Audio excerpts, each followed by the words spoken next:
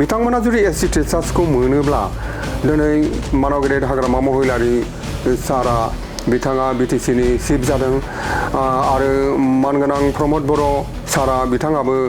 बिटिआरनि सिएम जालांबाय दिनै हाग्रामा महिलारि मानाव गेदेरा बिटिसिनि चिफ जाफिनबावबाय नाथाय एसटि स्टेटासखौ जुदि होयोब्ला केन्द्रीय सरकारा जुदि जिखुनु खारनाव जुदि माबा मोनसे खारनाव जुदि होमारोब्ला बिथांमोनहा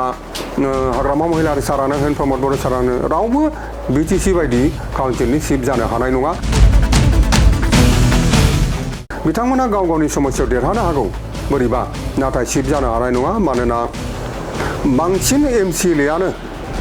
बै जनगोष्ठी जायफोर दा एससि जानो दाबिदों बिथांमोननिफ्रायनो बांसिन एमसिएलएआ देरहागोन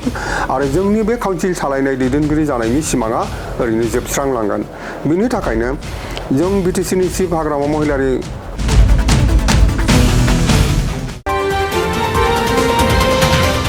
जे मानगोनां हाग्रामा महिलारि बिथाङा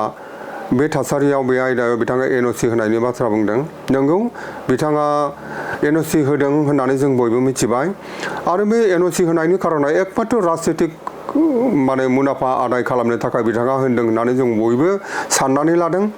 राजनीतिक खारनाव बिथाङा बे एनअसिखौ होदों दा बियो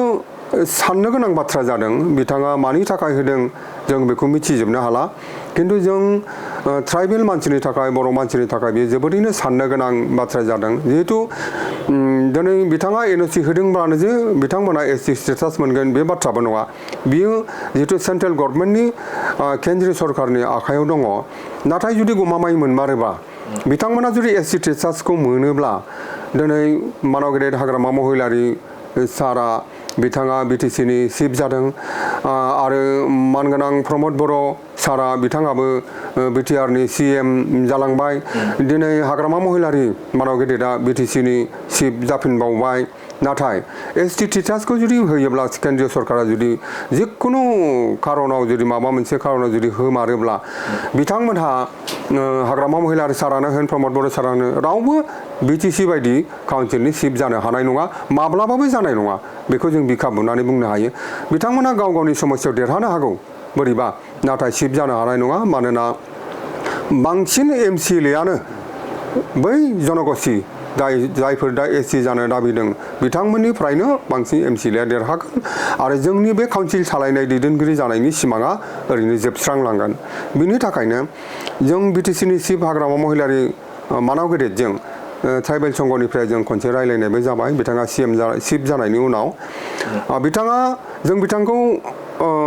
जोंनि प्रतिबादि सत्ताजों समर्थन खालामनांगौ होनना जों बिथांखौ खावलायदों बिथाङाथ' खोथाजों होदों जे आं समर्थन खालायगोन होननानै बिथाङा बाथ्रा बुंदों 25 नभेम्बरनि सिगां जों बिथांखौ ट्राइबेल संघनिफ्राय लोगो हमबावनायनि जों बाथ्रा रायलायदों केन्द्रीय नेतृत्वनिफ्राय बिथांखौ लोगो हमगोन आरो बिथाङा एनअसि आगोल होदोंब्लाबो गोदानै जेन फिन एनअसि होबावा बे आयदायाव बेखौबो जों खावलायगोन आरो जोंनि बे संग्रामि सत्ताजों मोनद' हारिनो एसटि होनायनि जे होबथानाय बे संग्रामि हान्जाजों ट्राइबेल संघजों एबा सिसिटुवाजों बिथाङा सिङाव हक सायाव हक बिथाङा मदद खालामगोन जों बेखौ मिजिंथिदों